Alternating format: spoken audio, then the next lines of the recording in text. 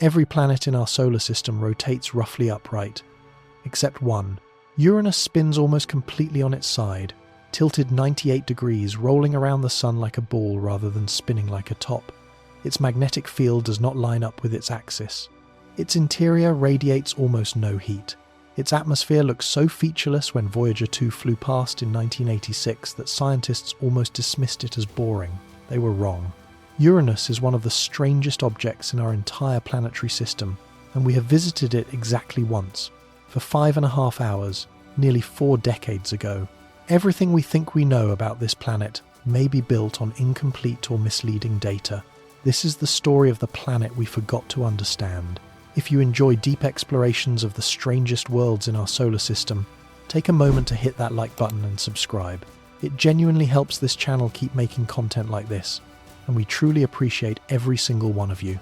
Now, get yourself comfortable. Let's begin.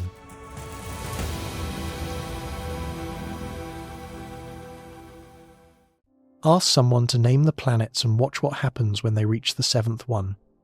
Mercury, Venus, Earth, Mars, Jupiter, Saturn. Those come easily. They are characters in a story everyone has heard since childhood. Jupiter is the king. Saturn wears the crown of rings. Mars is the red frontier we dream of visiting. Then the rhythm breaks. Uranus. The name arrives with a pause, sometimes a smirk, almost always a shrug. People move on to Neptune as quickly as possible, and the 7th planet disappears into the gap between a joke and an afterthought. This is not an accident.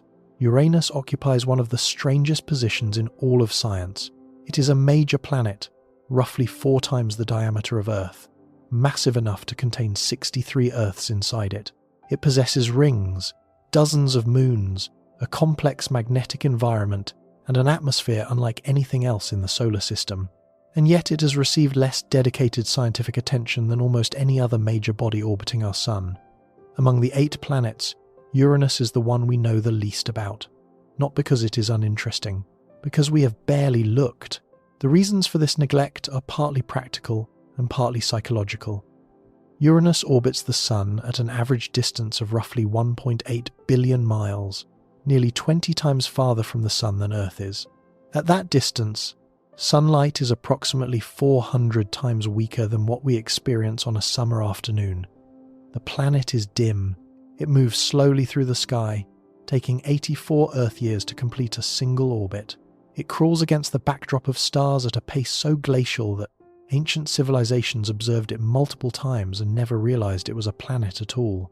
And unlike Jupiter with its roiling storm bands or Saturn with its spectacular rings visible through a backyard telescope, Uranus appears as little more than a pale blue-green dot, even through powerful instruments. It does not perform for us. It does not demand attention, so for most of human history we gave it almost none. But appearance is not reality. Beneath that placid exterior lies one of the most physically bizarre worlds in the known solar system. The more scientists have learned about Uranus over the past 4 decades, the more they have realized that this quiet planet is not merely distant. It is deeply, fundamentally strange. And the fact that we understand so little about it represents one of the most significant blind spots in modern planetary science. Every assumption we carry about how planets work, how they form, how they generate magnetic fields and distribute heat, runs into trouble at Uranus. This is a world that breaks the rules, and we have spent barely any time trying to figure out why. The story of our ignorance begins with an accident that happened over 2 centuries ago. On the night of March 13th, 1781, a German-born musician living in the English city of Bath pointed a homemade telescope at the sky. William Herschel was not a professional astronomer. He earned his living as an oboe player, organist, and composer who had developed an obsessive side interest in building reflecting telescopes. His instruments, handcrafted from specular metal mirrors he polished himself, happened to be exceptionally good. Better, in some cases, than the telescopes available at the Royal Observatories of Europe. That night, surveying stars in the constellation Gemini as part of a systematic catalogue of the heavens, Herschel spotted something that did not belong. A faint object appeared slightly larger than the surrounding pinpoints of starlight and carried a faintly greenish tint. He noted it carefully, believing it might be a comet. Over the following weeks, he tracked the object and watched it drift slowly against the background stars. Its motion confirmed it was not a fixed star, but something about the motion was wrong. Comets typically follow elongated, highly elliptical orbits that carry them sweeping in close to the Sun before flinging them back out into the distant reaches of the solar system. This object moved in a nearly circular path, far beyond Saturn, at a pace that was steady and unhurried. It was not diving toward the Sun.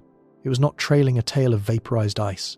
It was simply drifting along a stable orbit in the outer darkness, doing exactly what a planet does. Other astronomers across Europe picked up the observation and began calculating the orbit.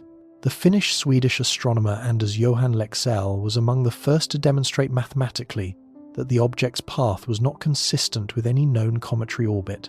The numbers converged on a startling conclusion. This was not a comet. This was a planet. A new planet. The first one discovered in recorded human history. Every other planet visible to the naked eye, Mercury, Venus, Mars, Jupiter, and Saturn, had been known since antiquity, named by civilizations that had no telescopes and no understanding of what a planet actually was. Herschel had just expanded the solar system for the first time in thousands of years. The discovery caused a sensation across the scientific world. Herschel, eager to honor his patron, initially named the planet Georgium Sidus, meaning the Star of George, after King George III of England. The name did not travel well. French astronomers refused to use it. German astronomers proposed calling it Herschel. The astronomer Johann Elert Bode suggested Uranus, after the ancient Greek god of the sky, the father of Saturn in the mythological lineage. That name gradually won acceptance across the international community, though it took decades for it to become fully standardized. By the mid-1800s, Uranus was the agreed-upon name, and the planet settled into a permanent place in every model of the solar system. What Herschel could not have known, and what no one would discover for another 2 centuries, was just how different his planet would turn out to be from every other world orbiting the Sun. Through 18th century telescopes, Uranus was little more than a tiny disk of faintly bluish light. No surface features were visible. No atmospheric bands could be resolved. Herschel himself discovered the 2 largest moons, Titania and Oberon, in 1787, but the planet itself remained stubbornly blank. It offered no visual drama, no sense of what it might be like as a physical world. For over 200 years, it stayed that way. A name on a chart, a dot in the darkness, a planet we could locate but could not begin to understand. Throughout the 1800s and well into the 20th century, Uranus occupied a peculiar status in planetary science. It was known. It was catalogued. Its orbit was calculated with increasing precision, but it was not understood in any meaningful sense. Compared to Mars, which captured the public imagination with its reddish glow and its tantalizing resemblance to Earth, or Jupiter, whose storm bands and great red spot rewarded even modest telescopes with visual spectacle, Uranus offered nothing to spark excitement. It was the planet astronomers acknowledged and then politely ignored. Ground-based observations across those centuries slowly accumulated a thin collection of basic facts. Uranus was large, roughly 51,000 kilometers in diameter, about 4 times wider than Earth. Its atmosphere contained methane, which absorbs red and orange wavelengths of sunlight and reflects back the blue and green portions of the spectrum, giving the planet its characteristic blue-green color. Astronomers also knew something deeply unusual about the planet's orientation. Measurements of Uranus's rotation revealed that its axis was tilted approximately 98 degrees relative to its orbital plane. Every other planet in the solar system rotates more or less upright, with axial tilts ranging from near zero for Mercury and Jupiter to about 23.5 degrees for Earth and roughly 28 degrees for Neptune. Uranus alone spins on its side. Its equator runs nearly perpendicular to its orbit. Its poles take turns pointing almost directly at the Sun as the planet completes its 84-year journey around its star. This extreme tilt was noted as a curiosity, a striking oddity filed away without adequate explanation. Nobody could say with certainty why Uranus rotated this way, and without a spacecraft visit, nobody could investigate further. Then, in 1977, the planet offered an unexpected gift to a team of astronomers who were not even looking for it. On March 10th of that year, a group of scientists aboard NASA's Kuiper Airborne Observatory, a telescope mounted inside a modified cargo aircraft, flying at high altitude above most of Earth's atmospheric interference, prepared to observe Uranus passing in front of a distant star.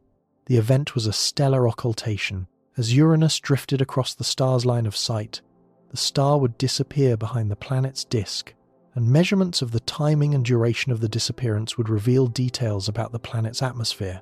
It was a straightforward observation. Routine. Almost. What happened next was not routine.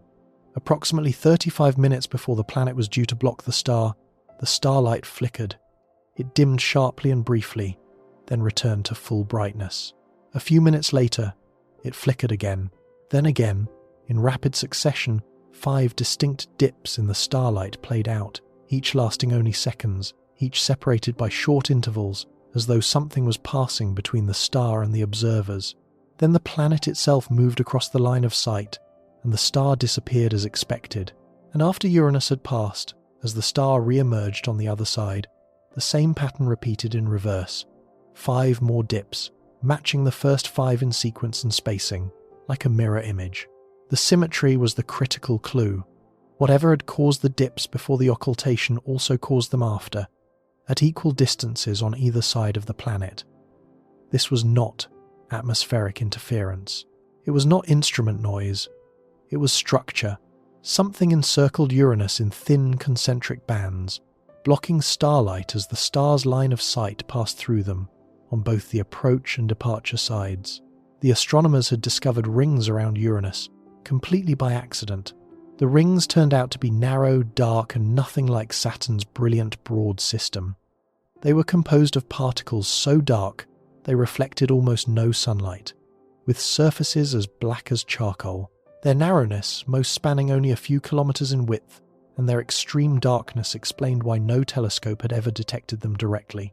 They were essentially invisible except when they happened to pass in front of a background star bright enough to reveal their presence through the starlight they blocked. Subsequent observations confirmed the initial discovery and refined the count, eventually establishing 9 distinct rings.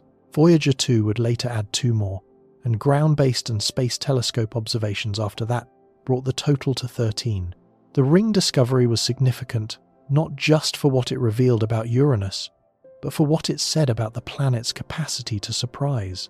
For nearly 2 centuries, astronomers had studied Uranus and found nothing of note beyond its unusual tilt. Then, the moment someone observed it with the right technique at the right time, hidden structure emerged. The planet had been holding back. It had complexity that no one had suspected, waiting for an observation sharp enough to reveal it. That pattern, Uranus concealing its most interesting features behind a bland exterior and surrendering them only to careful, sustained, or fortunate investigation, would repeat itself again and again in the decades to come. The deeper questions remained entirely unanswered. What was happening beneath those blue-green clouds? How was heat distributed inside the planet? What did its magnetic field look like? Were its moons geologically interesting or just dead, frozen relics drifting through the outer dark? For nearly 2 centuries after Herschel's discovery, these questions had no answers at all. Uranus was the planet we knew existed but could not reach. It sat at the far edge of the classical solar system, quietly orbiting, quietly waiting, like a locked room in a house we had otherwise explored. The key finally arrived on January 24th, 1986.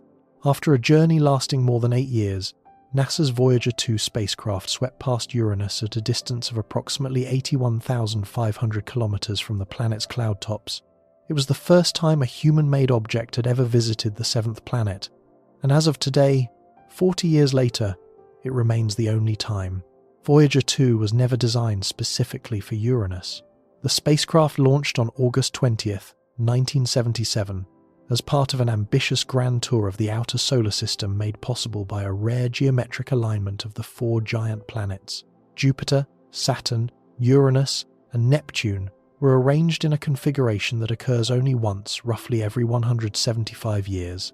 This alignment allowed a single spacecraft to use the gravity of each planet to bend its trajectory toward the next, picking up speed with every encounter and visiting all 4 gas and ice giants in a single extended mission. Voyager 2 flew past Jupiter in 1979 and Saturn in 1981, returning spectacular images of both worlds. Then it set course for the long, cold coast to Uranus. The journey across the gap between Saturn and Uranus took more than 4 years. By the time the spacecraft arrived at the 7th planet, it had been travelling through deep space for nearly a decade. Its instruments were aging. Its radio signal, weakened by the immense distance, took approximately 2 hours and 40 minutes to reach mission controllers on Earth. Commands sent from NASA's Jet Propulsion Laboratory arrived at the spacecraft nearly 3 hours after they were transmitted, and confirmation of their execution took another 3 hours to return. Every action was wrapped in a 5-hour communication delay that left no room for improvisation. The light conditions at Uranus created an entirely separate problem.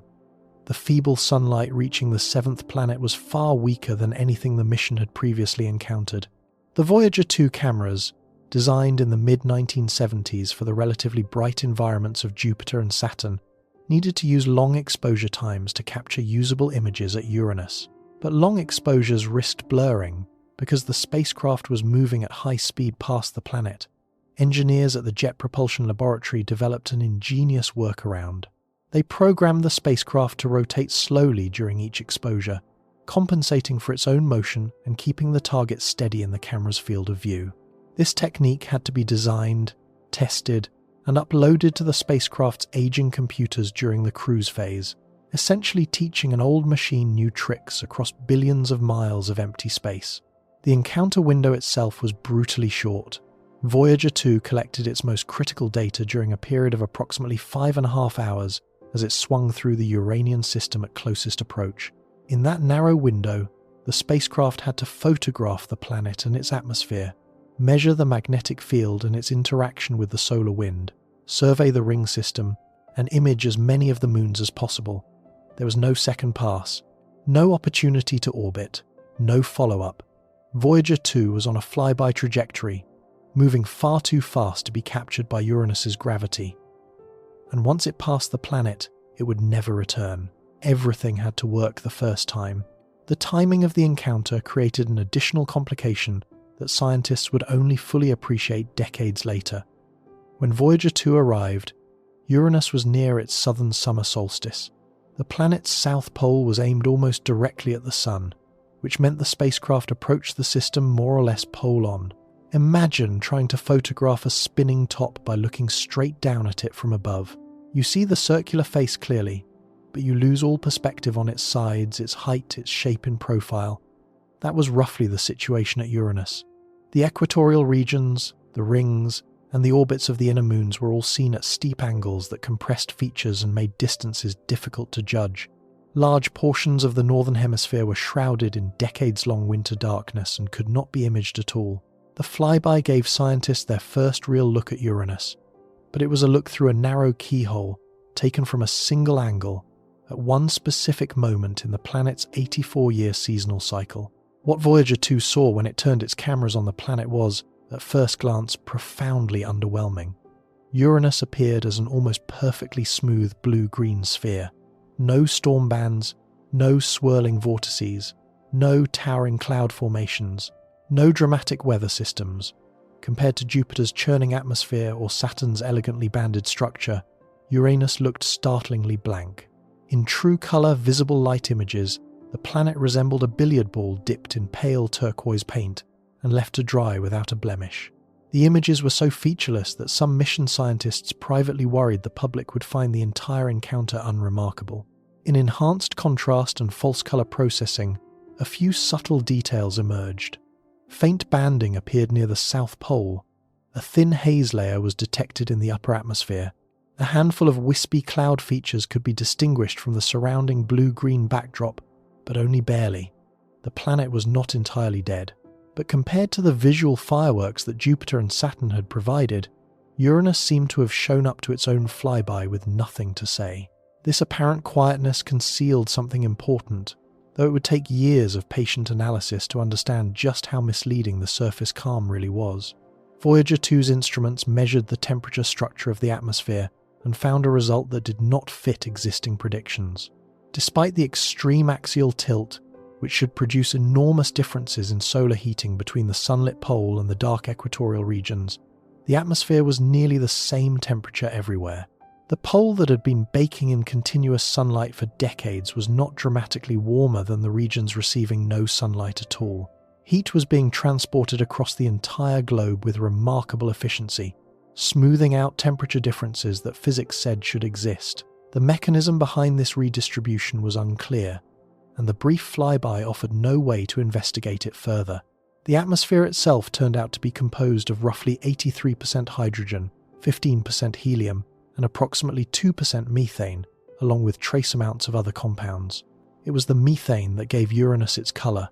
Methane molecules in the upper atmosphere absorb the red end of the visible light spectrum and scatter back the blue and green wavelengths, producing the cool aquamarine hue that characterises every image of the planet. Deeper in the atmosphere, below the visible cloud deck, conditions changed rapidly. Pressures and temperatures climbed with increasing depth.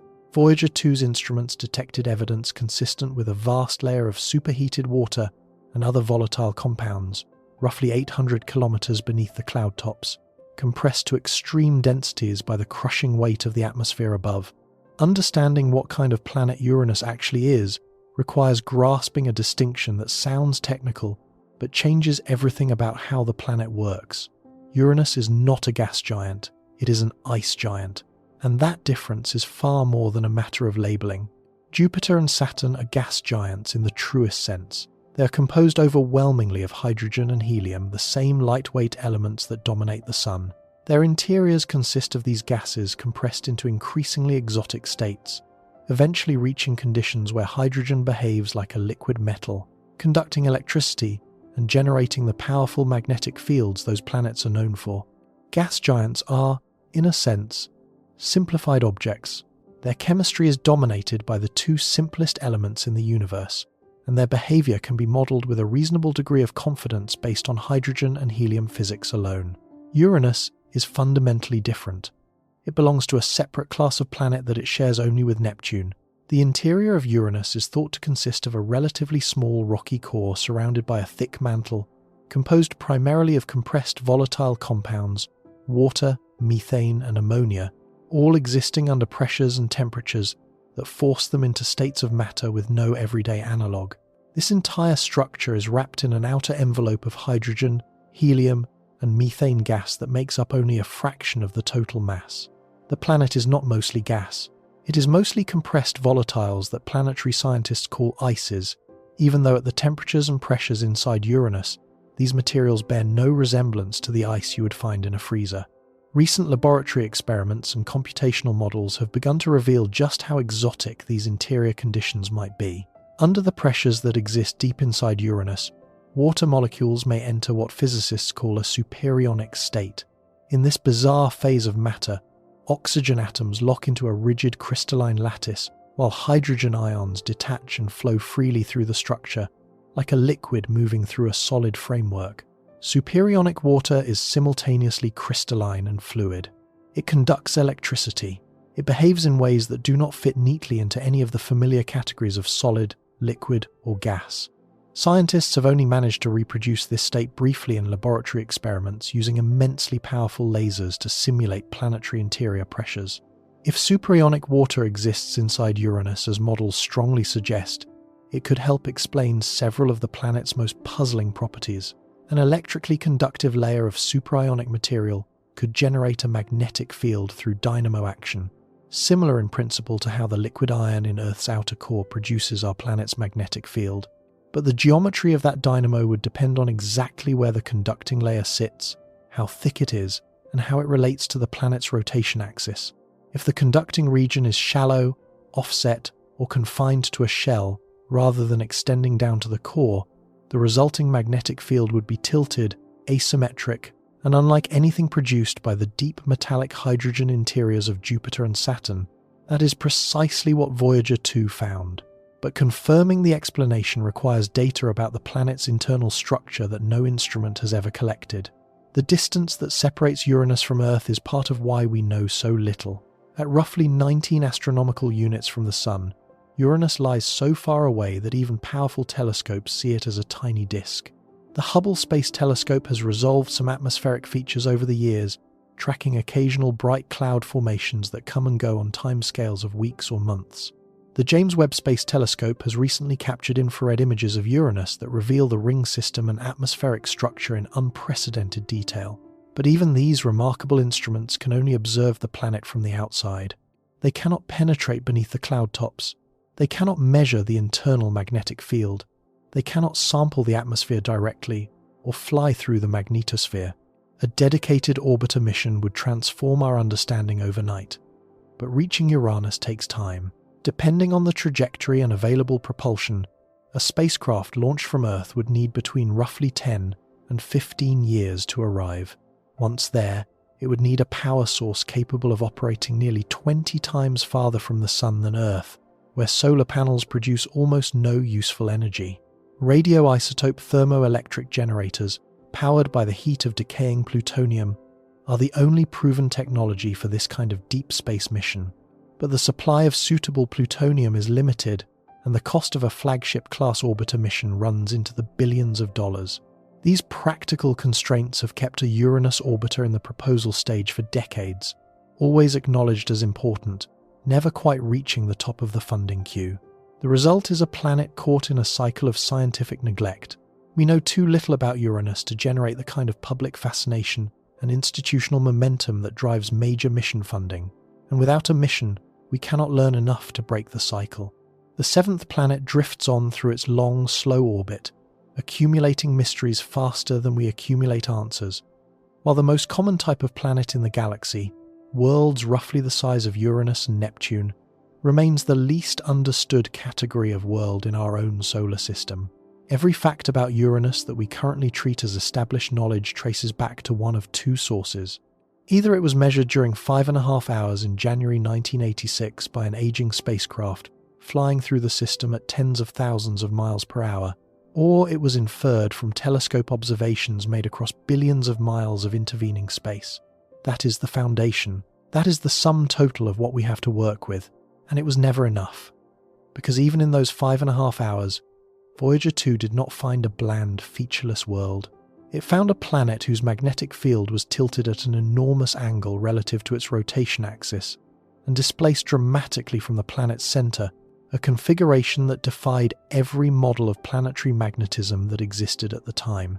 It found an atmosphere that should have been savagely unequal in temperature from pole to equator, but somehow was not. It found a small moon called Miranda, whose surface looked like it had been shattered and crudely reassembled, covered in geological features, vast canyons, chevron-shaped ridges, and patchwork terrain. Unlike anything seen elsewhere in the solar system, it found rings that were narrow, dark, and structurally different from anything orbiting the other giant planets.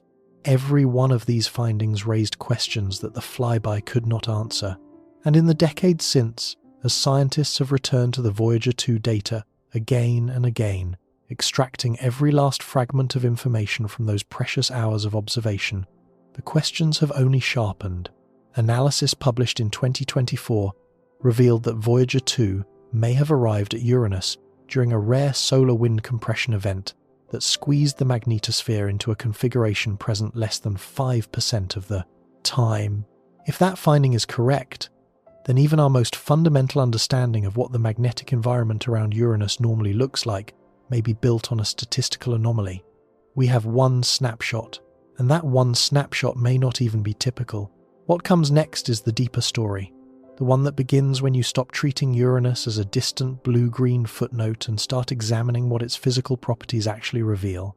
Because when you look at the sideways rotation, the missing heat, and the shattered magnetic geometry together, they do not describe a boring planet quietly minding its own business at the edge of the solar system. They describe something far more unsettling.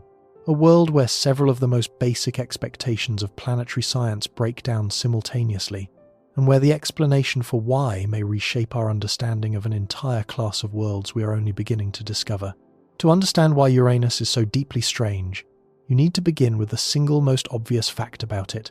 This planet does not rotate the way planets are supposed to rotate. Every other major world in the solar system spins, with its axis roughly perpendicular to its orbital plane, tilted modestly to one side or the other, but fundamentally upright. Earth tilts at 23.5 degrees, Mars at about 25, Jupiter barely tilts at all, sitting at just over 3 degrees. Saturn tilts at roughly 27. Even Neptune, the closest thing Uranus has to a twin, tilts at a manageable 28 degrees. These axial tilts produce familiar consequences. On Earth, the 23.5 degree tilt gives us seasons. The hemisphere tilted toward the sun gets more direct sunlight. The hemisphere tilted away gets less. The cycle repeats annually. Seasons exist because of tilt. Everyone learns this in school. Now, apply that same logic to a planet tilted 98 degrees. Uranus does not lean to one side. It has essentially fallen over. Its rotational axis lies almost in the plane of its orbit around the Sun, offset by just 8 degrees from being perfectly horizontal. The planet does not spin like a top. It rolls. As it moves along its 84-year orbit, each pole takes a turn, pointing almost directly at the Sun, while the opposite pole faces the darkness of deep space. At the summer solstice for one hemisphere, the Sun hangs nearly overhead at the pole, blazing down continuously without setting, while the other pole endures total darkness. This configuration persists for roughly 21 Earth years, before the planet's orbital motion begins to bring the equatorial regions into the sunlight, producing brief transitional seasons where something resembling an Earth-style day-night cycle briefly appears. Then the geometry swings to the opposite extreme, and the other pole gets its turn in decades-long daylight. Think about what this means in practical terms. If you could stand at the south pole of Uranus during its summer solstice, you would look up and see the sun more or less directly overhead. It would never set. Day after day, year after year, for more than 2 decades, the sun would hang there in the sky, slowly circling overhead as the planet rotated every 17 hours and 14 minutes. Meanwhile, the North Pole, the entire northern hemisphere, would experience a winter lasting more than 40 Earth years. Not a winter with short days and long nights. A winter of total unbroken darkness, with the sun never rising above the horizon at all. No other major planet experiences anything remotely like this. The seasonal asymmetry at Uranus is the most extreme of any world orbiting our sun. It means that, averaged over an entire Uranian year, the poles actually receive more total solar energy than the equator. That sentence sounds wrong. On every other planet we know well, the equator is the warmest region and the poles are the coldest, because the equator receives the most concentrated sunlight on average. At Uranus, the geometry is inverted. The equator spends most of its time receiving sunlight at a steep, grazing angle, while the poles each get a decades-long dose of nearly direct illumination. Over the course of a full 84-year orbit, the poles accumulate more total solar energy than the equatorial band. This should produce a planet with warmer poles and a cooler equator, a complete inversion of the temperature pattern we see on Earth, Jupiter, Saturn, or Neptune. And yet, when Voyager 2 measured the temperature distribution across Uranus in 1986, it found something that no one had predicted. The atmosphere was nearly isothermal. The sun-baked South Pole was not dramatically warmer than the dark equatorial regions. Temperature differences across the planet were far smaller than models had forecasted. Something was redistributing heat across the globe with startling efficiency, smoothing out the enormous differences in solar input that the extreme tilt should have created. This discovery raised immediate questions. What mechanism could move energy so effectively from the illuminated pole to the darkened hemisphere? On Earth, atmospheric circulation and ocean currents distribute heat from the tropics toward the poles, but those systems operate across a temperature gradient of maybe 50 degrees Celsius. At Uranus, the geometry demands heat transport across a planet where one entire hemisphere receives zero sunlight for decades at a time. The atmospheric circulation patterns capable of achieving this have never been directly observed. Voyager 2 arrived at a moment when the planet presented its pole to the spacecraft, making it difficult to study equatorial wind patterns or global circulation cells. The data hinted at zonal winds, bands of atmosphere moving at different speeds at different latitudes, but the coverage was too incomplete to reconstruct the full picture. Ground-based and space telescope observations in the decades since the flyby have slowly added context. Hubble and more recently the James Webb Space Telescope have tracked bright cloud features that appear and disappear over timescales of weeks, suggesting active atmospheric dynamics beneath the apparently smooth surface. As Uranus has moved through its orbit since 1986, the viewing geometry from Earth has changed. The planet passed through its equinox in 2007, when both poles were illuminated roughly equally, and what happened around that time caught many planetary scientists off guard. In the years surrounding the equinox, ground-based telescopes, equipped with adaptive optics and the Hubble Space Telescope, began detecting atmospheric features that Voyager 2 had never seen. Bright cloud formations appeared at multiple latitudes, some of them large enough to track over consecutive nights. Storm activity increased. The atmosphere that had looked nearly featureless during the 1986 flyby was waking up. Observations in 2006 and 2007 revealed convective cloud systems, punching through the upper methane haze layer, creating bright spots visible from Earth in near-infrared wavelengths. One storm system, observed in 2014, was particularly striking. A cluster of exceptionally bright clouds appearing in the northern hemisphere that persisted for weeks, driven by processes that models of a thermally inert planet could not easily explain. These equinox-era observations revealed that Uranus is not a static world. Its atmosphere responds to the changing solar geometry as the planet moves through its long seasons. The equinox marks a transition point where the sun passes over the equator, and for a brief period both hemispheres receive comparable illumination. The atmospheric response to this transition unfolds over years, not days, because the thermal inertia of a deep atmosphere means temperatures adjust slowly to changing conditions. The cloud activity observed around equinox likely reflects the onset of new circulation patterns driven by the shifting distribution of solar energy, patterns that are still evolving as the planet moves deeper into its current northern spring. The 2014 storm was especially telling because it erupted in the northern hemisphere, a region that had spent decades shrouded in winter darkness and was only just beginning to receive direct sunlight again. The storm was bright enough to be detected by amateur astronomers using modest backyard telescopes, something that would have seemed inconceivable for a planet long regarded as visually dead. Its vigor was difficult to explain through solar heating alone, because the northern hemisphere had barely begun to warm after its long winter. Something from inside the planet appeared to be contributing energy, a hint that the atmosphere's apparent calm may have always been a matter of timing rather than a reflection of genuine inactivity. These observations demolished the simplistic image of Uranus as a dead, featureless world, but they also deepened the central puzzle. If the atmosphere is dynamic enough to produce storms and convective activity, why does it appear so placid compared to Neptune? The seventh planet shows occasional cloud features and seasonal variability. The eighth planet produces continuous, violent, planet-spanning weather systems. The difference is not subtle. It is dramatic, and it demands explanation. Neptune's atmosphere is one of the most violent in the solar system. When Voyager 2 arrived there in 1989, 3 years after the Uranus flyby, the contrast was immediate and startling. Where Uranus had presented a smooth, nearly blank disk, Neptune exploded with detail. A massive storm system called the Great Dark Spot dominated the southern hemisphere, an anticyclonic vortex roughly the size of Earth, surrounded by bright white clouds of methane ice crystals driven upward by powerful convective currents. High-altitude cirrus-like clouds streaked across the planet at different speeds, casting shadows on the deeper cloud deck below.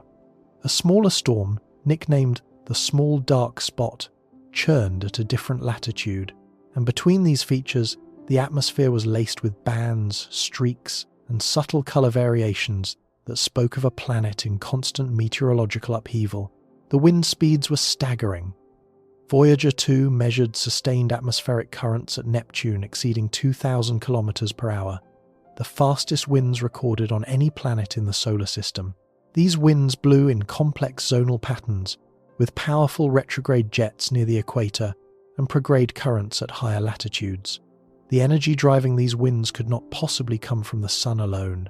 Neptune receives only about 40% as much solar energy as Uranus, and yet its atmosphere is vastly more active. The source of that energy is internal. Neptune radiates roughly 162% more energy than it absorbs from the sun, a torrent of primordial heat rising from the planet's interior, powering the atmospheric engine from below. Uranus, by contrast, barely whispers. Its winds are modest by giant planet standards, reaching measured speeds of roughly 720 kilometers per hour, rapid compared to anything on Earth, but sluggish compared to the relentless gales at Neptune. Its cloud features, when they appear, tend to be smaller, less persistent, and less numerous. It does not produce the kind of planet-scale storm systems that dominate Neptune's atmosphere. The difference is not a matter of distance from the Sun. It is not a matter of size or mass.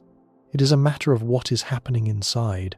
The extreme tilt itself demands an explanation, and the leading hypothesis involves an event of extraordinary violence. Most planetary scientists believe that early in the solar system's history, roughly 4.5 billion years ago, a massive object collided with the young Uranus and knocked it onto its side. The impactor would have needed to be roughly Earth-sized to deliver enough angular momentum to tip a planet of Uranus's mass by 98 degrees. Computer simulations of such a collision have been run by multiple research groups, and several produce results consistent with the observed tilt. The giant impact hypothesis also offers a potential explanation for another of the planet's oddities. The 5 major moons of Uranus, Miranda, Ariel, Umbriel, Titania, and Oberon, all orbit in the planet's equatorial plane, which means their orbits are also tilted at 98 degrees relative to the planet's orbit around the Sun. If Uranus had been tilted by a single catastrophic blow, any pre-existing moons would likely have been destroyed or scattered. The fact that the current moons orbit neatly in the tilted equatorial plane suggests they formed after the impact, coalescing from a debris disk that settled around the newly sideways planet. The moons are not survivors of the collision, they are its children. An alternative hypothesis, proposed in 2012, suggests that the tilt might not have required a single catastrophic impact at all. In this scenario, a relatively large ancient moon entered a resonance with the planet during the early period of planetary migration, gradually torquing Uranus's spin axis over millions of years before eventually being destabilized and lost. This gentler mechanism avoids some of the difficulties of the giant impact model, such as explaining why a single collision did not significantly disrupt the planet's spin rate or blast away too much of its atmosphere. Both hypotheses remain active areas of research, and neither can be definitively confirmed or ruled out without more data about the planet's interior structure and the detailed properties of its moons. Whatever caused the tilt, its consequences extend far beyond seasons and heat transport. The sideways orientation changes the fundamental relationship between the planet and the solar wind, the stream of charged particles constantly flowing outward from the Sun. On a normally oriented planet, the solar wind approaches roughly perpendicular to the rotation axis, creating a relatively stable interaction with the magnetic field. At Uranus, the geometry shifts dramatically depending on where the planet is in its orbit. Near solstice, when one pole faces the Sun, the solar wind blows almost directly down the rotational axis. Near equinox, the approach angle becomes more conventional. This cycling geometry, combined with the planet's already bizarre magnetic field, creates a magnetospheric environment unlike anything found at any other planet. But exploring that magnetic strangeness requires its own telling. First, there is another anomaly to confront, one that may be even more revealing than the tilt itself. Planets are supposed to be warm inside. Not warm in the way that a cup of coffee is warm in the way that a body retaining the heat of its own formation is warm. When a planet accretes from the disk of gas and dust surrounding a young star, the process of gravitational contraction converts enormous amounts of potential energy into thermal energy. The collapsing material heats up. The growing planet becomes a reservoir of primordial heat, warmth left over from the violence of its own birth. Over billions of years, this heat slowly leaks outward through the planet's interior and radiates into space. At Jupiter, this process is obvious and dramatic. Jupiter radiates approximately 113% more energy than it absorbs from the Sun. It is still cooling from its formation 4.5 billion years ago, slowly contracting, slowly releasing the gravitational energy stored in its massive interior. Saturn radiates about 139% more energy than it receives. Neptune, despite being far smaller than either gas giant, radiates roughly 162% more energy than it absorbs. Neptune's excess heat is so significant that it drives those ferocious atmospheric winds sustaining a world of relentless meteorological violence despite its enormous distance from the Sun. Then there is Uranus. When Voyager 2 measured the planet's energy budget in 1986, the result was baffling. The data, analysed by a team led by Joseph Pearl and published in 1990, showed that Uranus appeared to be in near-perfect thermal equilibrium.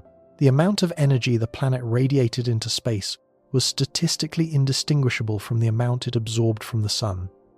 Within the error bars of the measurement, there was no detectable excess heat at all. The planet seemed thermally dead.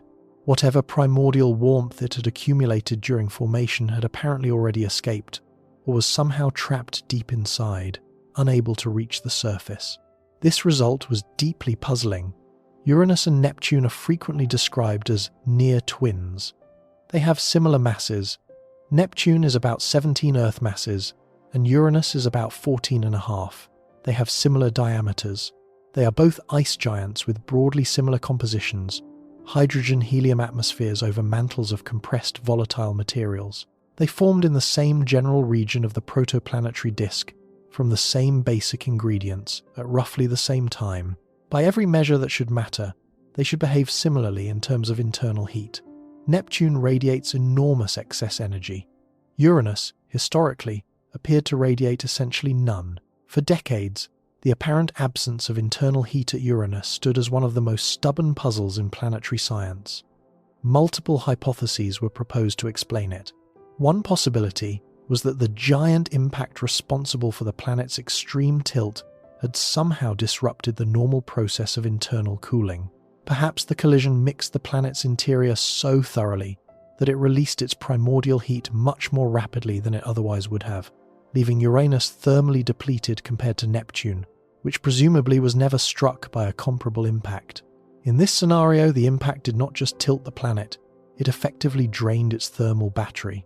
Another hypothesis focused on the planet's internal structure. If the interior of Uranus contains a strong compositional gradient, a region where the density changes rapidly with depth due to variations in chemical makeup rather than smooth mixing, that gradient could act as an insulating barrier. Heat generated in the deep interior would be unable to rise through the compositional boundary via convection, because the density stratification would suppress the fluid motions that convection requires. The planet's core might still be hot, perhaps very hot, but that heat would be trapped beneath a compositional lid, prevented from reaching the atmosphere and radiating into space. The planet would appear thermally quiet from the outside while hiding enormous internal temperatures beneath a stagnant layer. This trapped heat model has attracted significant theoretical support. Computer simulations of planetary interiors have shown that compositional gradients can indeed suppress convection under conditions plausible for Uranus. If the layers of compressed volatiles inside the planet do not mix freely, if water, methane, and ammonia separate into distinct strata under extreme pressure, the resulting density profile could create exactly the kind of thermal barrier needed to explain the observations. The same process might also explain the unusual magnetic field, because a thin, shallow conducting layer above a stagnant interior would generate a very different magnetic geometry than a deep, thoroughly convecting dynamo. But the story took a significant turn in 2025 when a team of researchers led by Xinyue Wang and Liming Li published a study in the journal Geophysical Research Letters that fundamentally reframed the internal heat question. The team analysed Uranus's global energy budget not from a single snapshot, as Voyager 2 had provided, but across a model spanning an entire Uranian orbital period, from 1946 to 2030. By accounting for the extreme seasonal variations in how much sunlight the planet absorbs and reflects at different points in its orbit, they found that the original Voyager-era measurement had underestimated the planet's true heat output. The revised results showed that Uranus does emit more energy than it absorbs from the Sun. The excess is approximately 12.5%. That is far from zero. It confirms that Uranus possesses internal heat and is still slowly cooling from its formation. But it is also dramatically less than the excess measured at Jupiter, Saturn, or Neptune. For comparison, Neptune's excess is roughly 162% of its absorbed solar energy. Uranus's 12.5% is almost an order of magnitude lower. This finding reshapes the puzzle rather than solving it. The question is no longer why Uranus has no internal heat. The question is why it has so little. Why does a planet broadly similar to Neptune in size, mass, and composition radiate so much less excess energy? The compositional barrier hypothesis remains viable.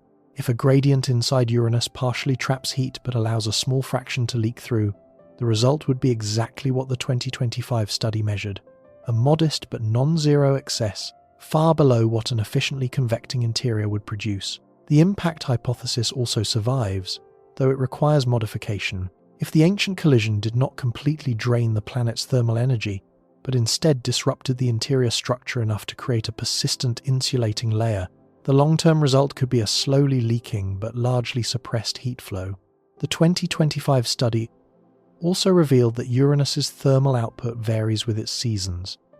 The amount of energy the planet releases is not constant over the course of its orbit. During certain orbital phases, Uranus radiates significantly more excess energy than at other times. During other phases, the energy budget is nearly balanced.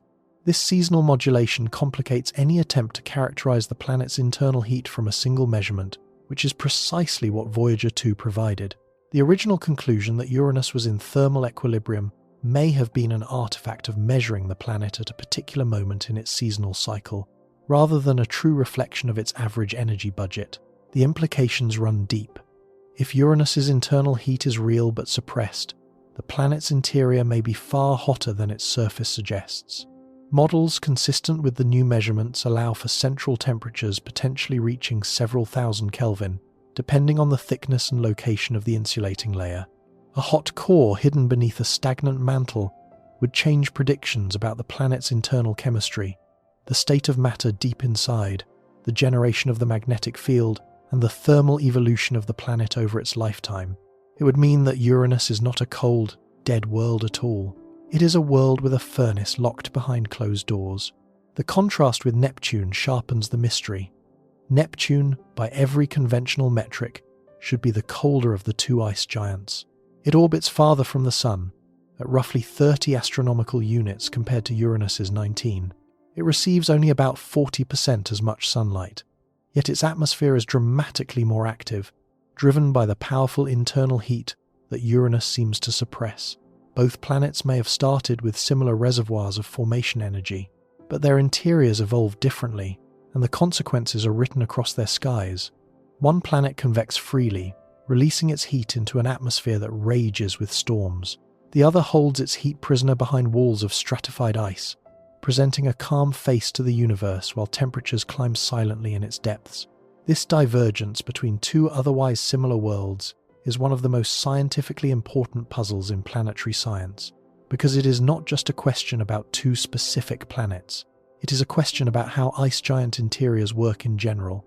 Among the thousands of exoplanets discovered beyond our solar system, worlds in the size range between Earth and Neptune are by far the most common. Sub-Neptunes and Neptune-sized planets appear around a significant fraction of all Sun-like stars surveyed by the Kepler mission.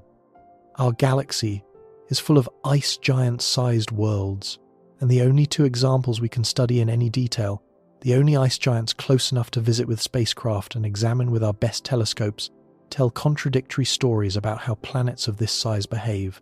One runs hot and wild, the other runs cool and quiet. We do not know which pattern is more typical, because we do not understand what makes them different.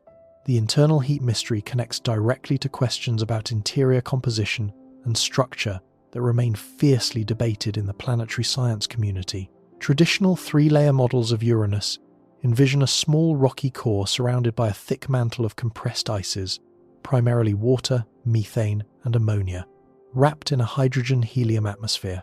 But recent modelling work, including studies published in 2024 and 2025, has begun to challenge this tidy picture.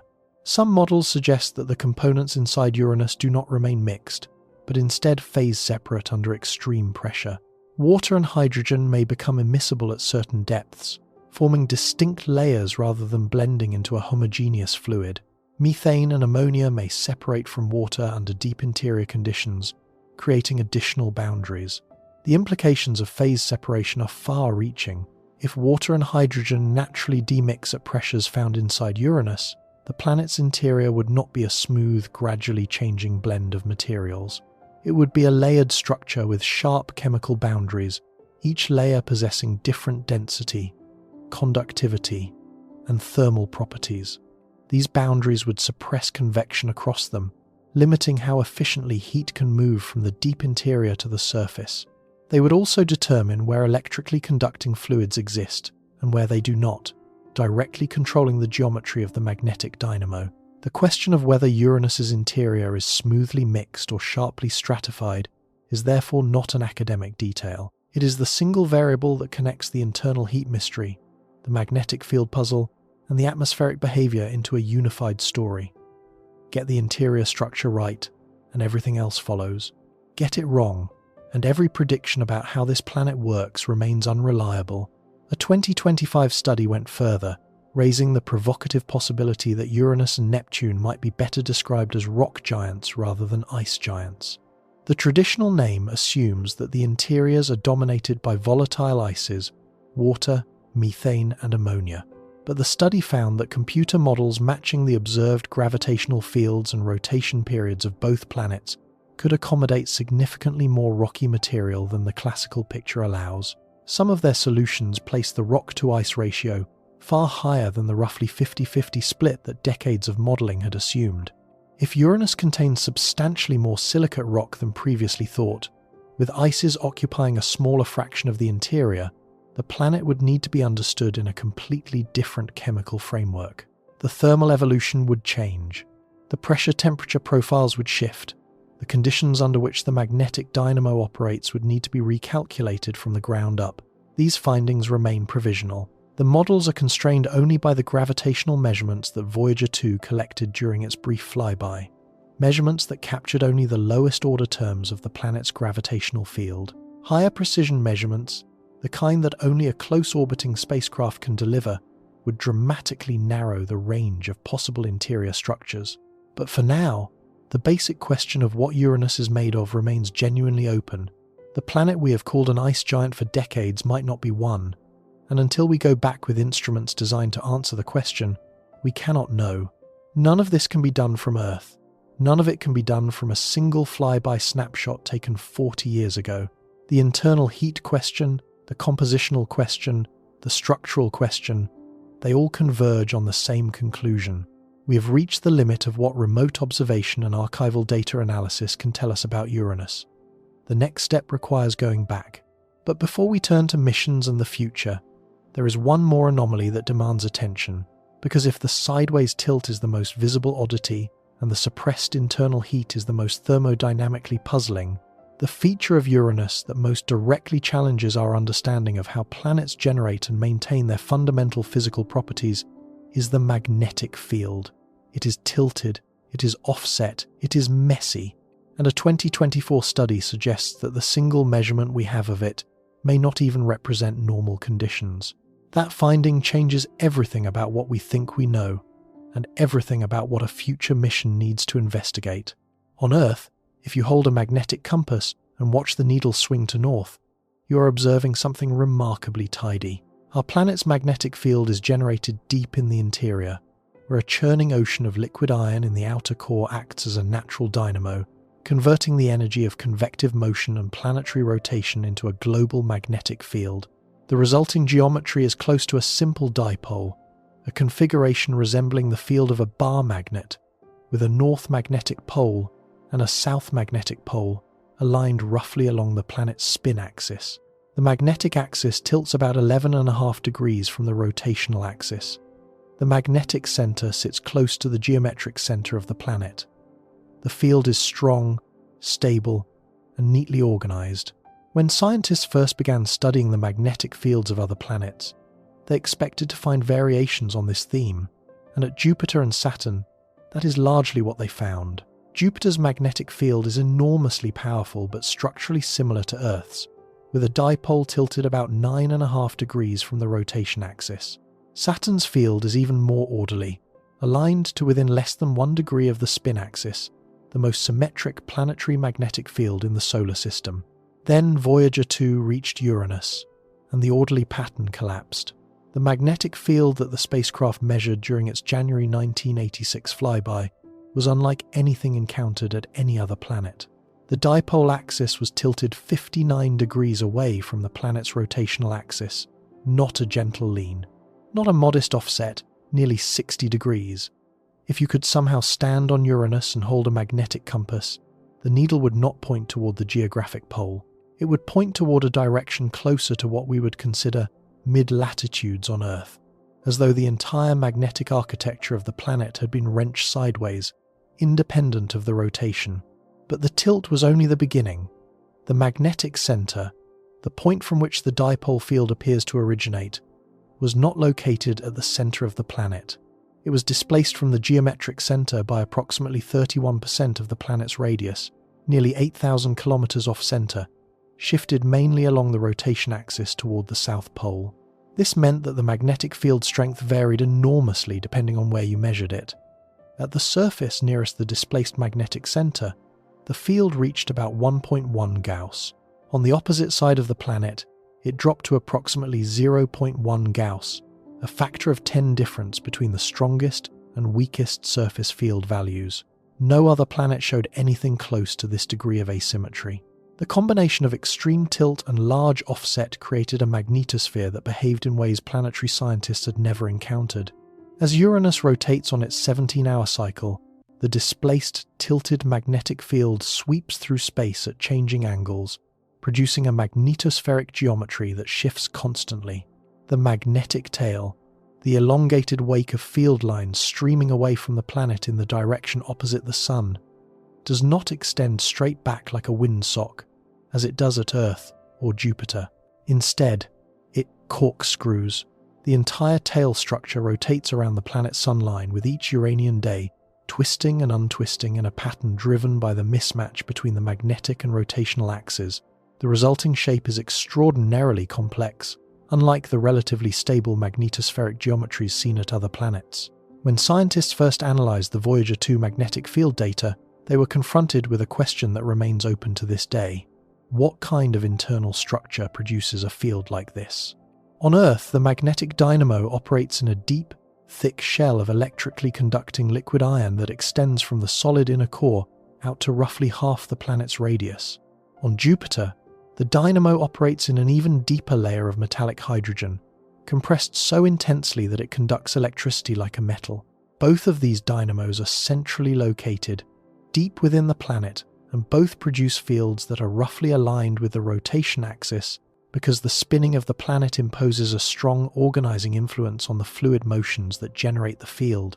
A magnetic field tilted 60 degrees and offset by a third of the planetary radius does not come from a deep centralized dynamo.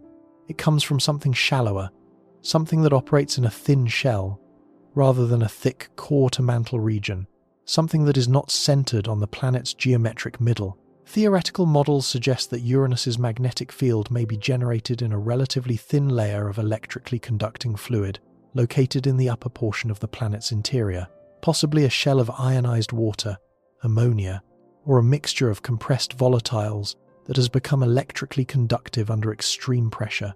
If this conducting layer is shallow and does not extend down to the core, the resulting dynamo would naturally produce a more complex, multipolar, and less axially aligned field than a deep dynamo would.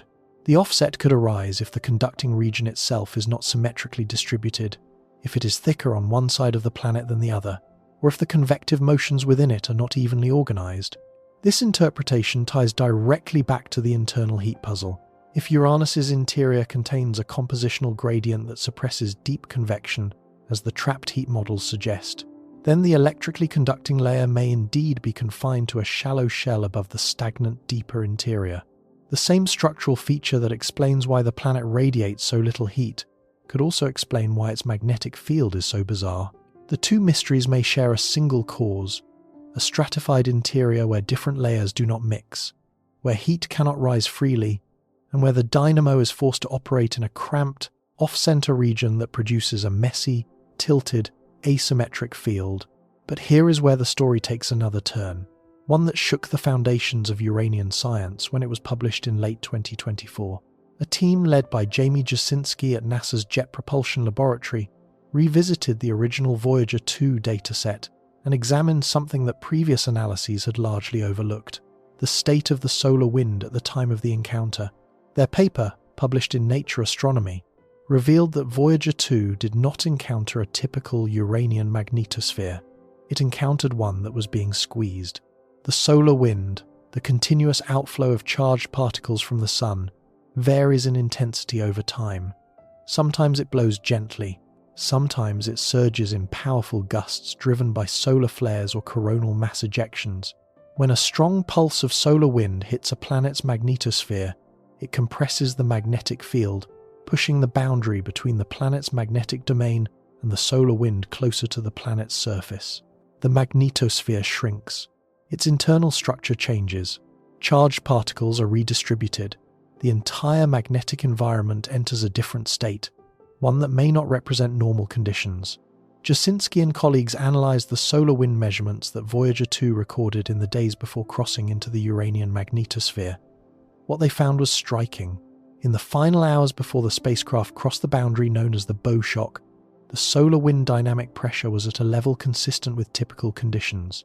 But looking at the broader context, the data revealed that a strong solar wind pressure enhancement had passed through the system shortly before the encounter.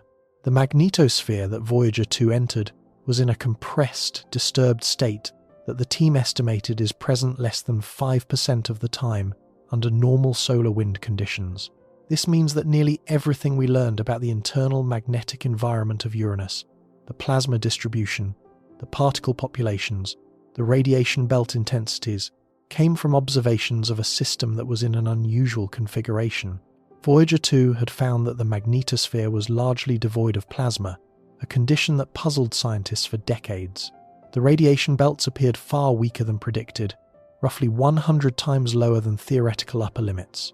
These findings became canonical features of our understanding of Uranus. But if the magnetosphere was compressed and disturbed at the time of the flyby, those observations may not reflect the planet's normal magnetic environment at all. The apparent emptiness might have been a temporary consequence of the solar wind having recently swept plasma out of the system. A separate study published in the same year strengthened this picture from a different angle. A team led by M. Asevsky examined the structure of Uranus's proton radiation belts and found that the planet's asymmetric magnetic field plays a direct role in depleting them. The tilted offset field creates regions where magnetic field lines dip close to the planet's upper atmosphere, particularly near the weaker magnetic pole. Charged protons drifting through the radiation belts encounter these low-altitude field regions and are lost, absorbed into the atmosphere rather than continuing to bounce between the magnetic poles as they would on a planet with a symmetric field. The effect is strongly asymmetric. Protons are lost preferentially on one side of the planet, producing radiation belts that are inherently weaker and more lopsided than those around a world with a centered, aligned dipole. This finding helps explain why Voyager 2 measured radiation belts so far below theoretical predictions. The weakness is not purely a consequence of the solar wind compression event. It is partly built into the planet's magnetic architecture. The tilted offset field geometry acts as a persistent drain on the trapped particle population, keeping the belts chronically depleted compared to what a simple dipole of similar strength would produce.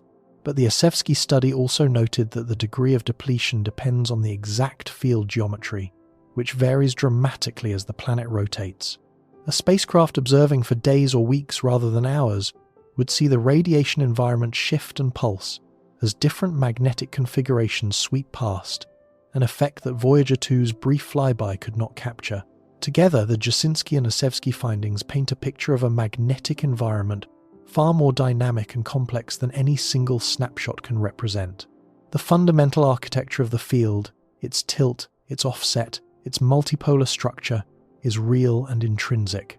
But the way that architecture interacts with the solar wind and with the trapped particle population produces a magnetosphere that breathes, flexes, and changes state on timescales from hours to days. Characterizing this environment requires sustained observation, the kind only an orbiter can provide. If Voyager 2 had arrived just a few days earlier, when the solar wind pressure was approximately 20 times lower, the spacecraft would have encountered a dramatically different magnetosphere, one that was more extended, more populated with plasma, and potentially more representative of typical conditions.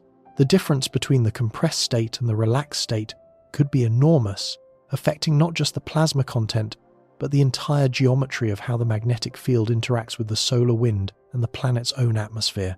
We built our understanding of an entire planet's magnetic environment on a snapshot taken during a rare event, and until a new spacecraft arrives and observes the system over months or years, we cannot know what we are missing. Beyond the magnetic field, the Uranian system holds an ensemble of rings and moons that deepen the strangeness. 13 rings are now known to encircle the planet, all of them lying in the equatorial plane, and therefore tilted at the same extreme angle as the planet itself. The rings of Uranus bear almost no resemblance to Saturn's brilliant, broad and icy ring system. They are narrow, most only a few kilometers wide.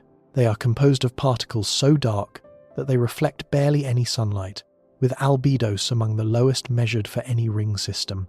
They are faint enough that they were not discovered until 1977, almost 2 centuries after Herschel found the planet, and only then because astronomers happened to observe a stellar occultation that revealed their presence as a series of brief dips in starlight. Voyager 2 confirmed and expanded the ring catalogue, discovering 2 additional rings during the flyby. Subsequent observations from ground-based telescopes and from Hubble added more, bringing the total to 13. The rings are not uniform. Some are narrow and sharply defined. Others are broader and more diffuse. The innermost rings orbit close to the planet, while the outermost extend significantly farther, maintained by the gravitational influence of small moons that act as shepherds, confining ring particles through their orbital interactions. The James Webb Space Telescope has recently provided the most detailed look at the Uranian rings since Voyager 2. Observations taken between 2023 and 2025, using infrared wavelengths between 2 and 5 microns that reveal spectral features invisible to optical telescopes, examined the composition of the 2 outermost rings, known as the mu ring and the nu ring. The results, published in 2026, found that these 2 rings are made of fundamentally different materials. The nu ring contains a mixture of rocky and carbon-rich particles consistent with debris, knocked off small inner moons by micrometeorite impacts. The mu ring, by contrast, contains water ice particles, similar in composition to the tiny moon Mab, which orbits within it. Why these 2 adjacent rings should have such different compositions remains a puzzle. One possibility is that the mu ring is continually replenished by material ejected from Mab's surface, while the nu ring draws from a different population of source moons with different surface properties. The moons themselves represent one of the most scientifically compelling aspects of the entire Uranian system. 29 moons are now known, following the discovery by the James Webb Space Telescope in February 2025 of a previously unknown inner moon, designated S2025U1, with an estimated diameter of just 8 to 10 kilometers. This tiny body orbits in the equatorial plane, like the other inner moons, too faint to have been detected by either Voyager 2 or the Hubble Space Telescope. Its discovery underscores how incomplete our census of the Uranian satellite system remains. There may be additional small moons hiding in the data, waiting for instruments sensitive enough to find them, but it is the 5 major moons that hold the greatest scientific promise: Miranda, Ariel, Umbriel, Titania, and Oberon, named after characters from the works of William Shakespeare and the poetry of Alexander Pope, range in diameter from roughly 470 kilometers for Miranda to nearly 1,600 kilometers for Titania. All 5 orbit in the tilted equatorial plane. All 5 were known before Voyager 2 arrived, and all 5 revealed surprises during the flyby.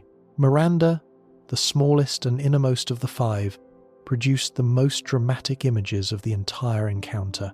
Its surface was a chaotic patchwork of terrains that looked like they had been assembled from mismatched pieces. 3 large features called coronae dominated the landscape, regions of concentric ridges and troughs separated from the surrounding older, more heavily cratered terrain by sharp, abrupt boundaries. Verona Rupes, a cliff face on Miranda's surface, plunges roughly 20 kilometers from top to bottom, making it one of the tallest known cliff faces in the solar system. If you dropped a stone from its edge, the low gravity of Miranda would let that stone fall for approximately 10 minutes before hitting the base. The The geological history required to produce such extreme and varied terrain on such a small body was not immediately obvious. Competing hypotheses suggested Miranda had either been shattered by a catastrophic impact and reassembled gravitationally, or that intense tidal heating driven by orbital resonances with other moons had driven internal geological activity far beyond what a body this small should be capable of. Recent research has breathed new life into the tidal heating hypothesis and opened a startling possibility. A 2024 study examining Voyager 2 images with modern analysis techniques found evidence consistent with Miranda having once possessed a deep subsurface ocean, potentially reaching 100 kilometers in depth, buried beneath roughly 30 kilometers of surface ice. If such an ocean existed in the past, remnants of it might still persist today, insulated by the icy crust. The same study noted geological features that could indicate relatively recent resurfacing activity, though the evidence remains circumstantial without further exploration. Miranda is not the only Uranian moon attracting attention as a possible ocean world. A 2023 NASA study led by researchers at the Jet Propulsion Laboratory built comprehensive thermal and structural evolution models for all 5 major moons.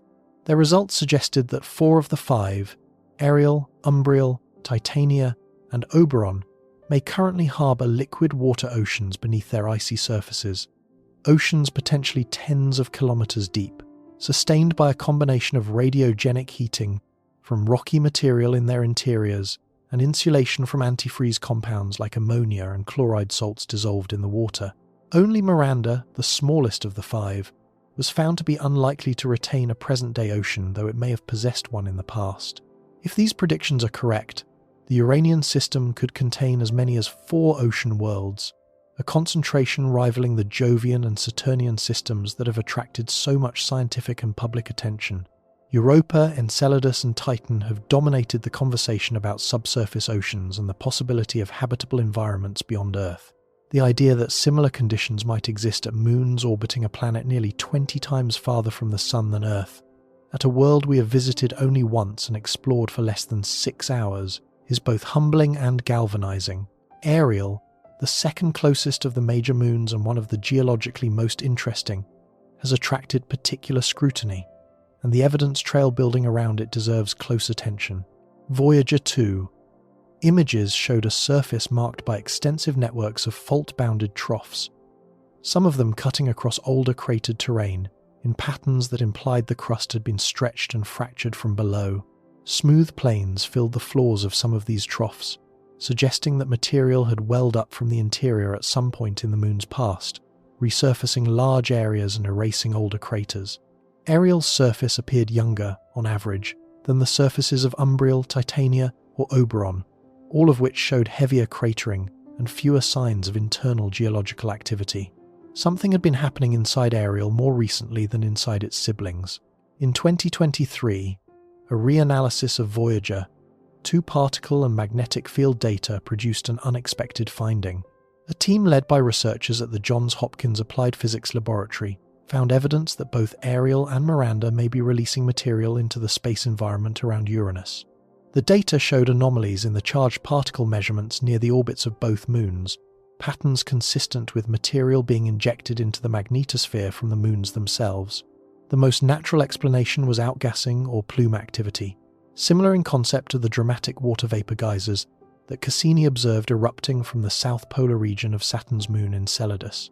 If Ariel or Miranda is venting material into space, it would represent direct evidence of ongoing geological activity and strongly support the existence of a subsurface liquid reservoir providing the source material. Then, in 2024, observations of Ariel using the James Webb Space Telescope added another piece to the puzzle. The telescope identified deposits of carbon dioxide ice on the moon's surface in concentrations and distributions that appeared difficult to explain through external processes alone. Carbon dioxide ice is unstable on airless surfaces over geological timescales. It sublimates, it gets sputtered away by charged particle bombardment from the magnetosphere, it degrades under ultraviolet radiation. For carbon dioxide ice to persist on Ariel's surface, something must be replenishing it. One interpretation is that the carbon dioxide is being delivered from a subsurface ocean through cryovolcanic activity rising through fractures in the icy crust and freezing on the surface. Another is that chemical reactions between the surface ice and magnetospheric particles produce carbon dioxide locally. Distinguishing between these explanations requires closer observation, higher resolution spectroscopy, and ideally, a direct search for active venting. But the convergence of evidence, the young surface geology, the particle anomalies near the orbit, the replenished carbon dioxide deposits, builds a circumstantial case that Ariel is not a dead, frozen relic. It is a world where something is still happening beneath the ice. The James Webb Space Telescope has also delivered the most comprehensive study yet of the upper atmosphere and auroral environment of Uranus itself. In January 2025, a team led by Paola Tiranti of Northumbria University used the telescope to observe the planet continuously for approximately 15 hours, capturing nearly a complete Uranian rotation. The observations, published in Geophysical Research Letters in February 2026, produced the first three-dimensional map of Uranus's ionosphere, the electrically charged upper layer of the atmosphere where auroras form. The results revealed two bright auroral bands located near the planet's magnetic poles, a pattern driven by the extreme tilt of the magnetic field relative to the rotation axis. Unlike Earth's auroras, which form in relatively tight ovals around the geographic poles, Uranus's auroras sprawl across a wider range of latitudes because the magnetic poles are displaced so far from the rotational poles. The observations also found a region of reduced emission and lower ion density between the two auroral bands, a feature the team linked to transitions in the magnetic field line geometry. The three-dimensional mapping showed that ion temperatures peak at altitudes between roughly 4,000 and 5,000 kilometers above the cloud tops, while ion density peaks much lower at around 1,000 kilometers. This vertical separation reflects the complex way in which the tilted, offset magnetic field funnels energy into the atmosphere at different altitudes. These observations matter for a reason that extends well beyond Uranus itself. One of the enduring puzzles of giant planet science is why the upper atmospheres of all 4 giant planets in our solar system are hundreds of degrees hotter than models based purely on solar heating can explain. This energy crisis, sometimes called the giant planet thermosphere problem, suggests an unknown energy source is depositing heat into the upper atmospheres of Jupiter, Saturn, Uranus, and Neptune. Auroral processes are a leading candidate. If energy deposited by auroras can be transported from the polar regions toward the equator, it could potentially heat the global thermosphere to the observed temperatures. Mapping the auroral energy deposition at Uranus, where the magnetic and rotational geometries create a unique test case, provides data that cannot be obtained at any other planet. The tilted field means that auroral energy is deposited at unusual latitudes, creating a natural experiment for testing whether and how efficiently that energy is redistributed across the globe. The 2026 JWST observations also confirmed a trend that had been documented by Earth-based telescopes over the preceding decades. Uranus's upper atmosphere has been steadily cooling since at least 1998. The exosphere, the outermost fringe of the atmosphere that gradually transitions into the vacuum of space, appears to be collapsing, becoming denser and lower in altitude over time. A 2026 study published in Geophysical Research Letters documented this steady contraction and linked it to the planet's changing seasonal geometry. As Uranus has moved past its 2007 equinox and into its current northern spring, the distribution of solar energy across the planet has shifted. The thermal response of the upper atmosphere to these changing conditions unfolds over decades, a reminder that even tracking a single atmospheric property at Uranus requires a commitment to observation spanning a significant fraction of a human lifetime. The picture that emerges from all of these findings is not the picture of a boring, featureless ice ball drifting through the outer darkness.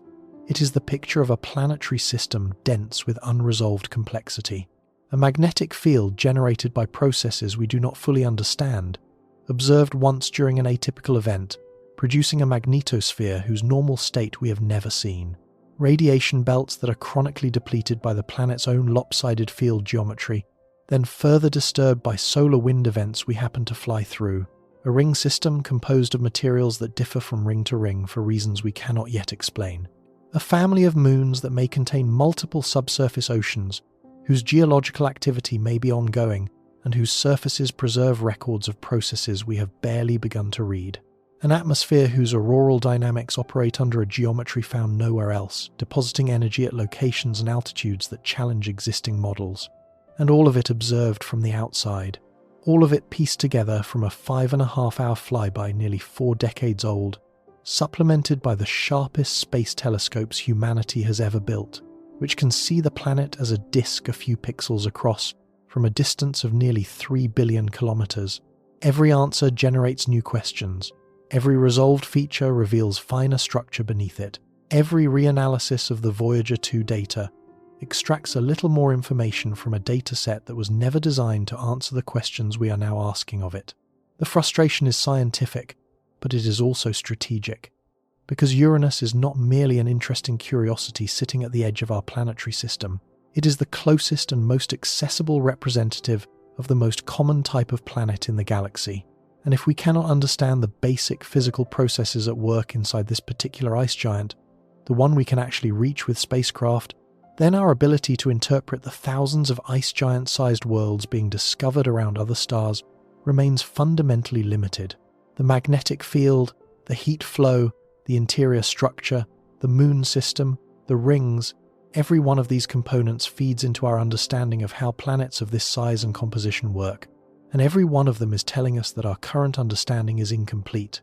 What comes next is the question of what it would take to change that, what a dedicated mission to Uranus could achieve, and why the answers locked inside this pale, tilted world may matter far more than its quiet reputation has ever suggested. There is a category of ignorance that scientists find particularly difficult to tolerate. It is not the ignorance of the genuinely unknown, the things we have no reason to suspect exist. That kind of ignorance is expected. The universe is vast, and surprises are part of the process. The harder kind is the ignorance that sits right in front of us. The question we know how to ask, about an object we know how to reach, using instruments we know how to build, that simply has not been answered because we have never committed to going. Uranus represents exactly this kind of unfinished business. It is not an exotic target at the bleeding edge of human capability. It is a major planet in our own solar system, one we have visited once in a hurry and then walked away from for 4 decades. The scientific case for returning is not a matter of curiosity alone. It is a matter of relevance to one of the most active areas of discovery in modern astronomy. Over the past 2 decades, the study of planets beyond our solar system has undergone an explosion. The Kepler Space Telescope, launched in 2009, surveyed more than 150,000 stars and confirmed the existence of thousands of exoplanets. The census that emerged from Kepler and subsequent missions revealed something that no one had predicted. The most common type of planet in our galaxy is not a rocky world like Earth. It is not a gas giant like Jupiter. It is something in between. Planets with radii roughly between 1.5 and 4 times that of Earth, worlds in the size range of Neptune and smaller, dominate the known exoplanet population. Sub-Neptunes are everywhere. They orbit a significant fraction of all Sun-like stars surveyed. They are, statistically speaking, the default outcome of planet formation in the Milky Way, and we have almost no idea how they work. The problem is that our solar system does not contain a sub-Neptune. We have rocky planets, Earth, Venus, Mars, Mercury. We have gas giants, Jupiter and Saturn, and we have 2 ice giants, Uranus and Neptune, which sit at the upper end of the size range occupied by these common exoplanets. Uranus and Neptune are not perfect analogues for the typical sub-Neptune discovered by Kepler, because many of those exoplanets orbit much closer to their host stars and experience vastly different thermal environments. But they are the closest examples we have. They are the only worlds in our solar system that bridge the gap between terrestrial planets and gas giants. They are the only ice giants we can visit with spacecraft, sample with atmospheric probes, and study with instruments capable of measuring interior structure, magnetic field geometry, and atmospheric composition in detail. If we want to understand the most common type of planet in the galaxy, we need to understand ice giants. And understanding ice giants means understanding Uranus and Neptune. Of the two, Uranus is the more accessible target. It is closer to the Sun, requiring less travel time and less propulsive energy to reach. Its ring and moon system are oriented in a way that makes orbital mechanics around the planet more tractable.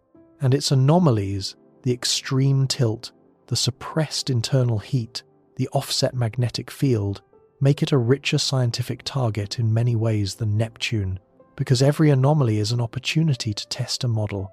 A planet that behaves exactly as predicted teaches you less than a planet that breaks your predictions and forces you to figure out why. The planetary science community has recognized this. In 2022, the National Academies of Sciences, Engineering, and Medicine released its Planetary Science and Astrobiology Decadal Survey for 2023 through 2032.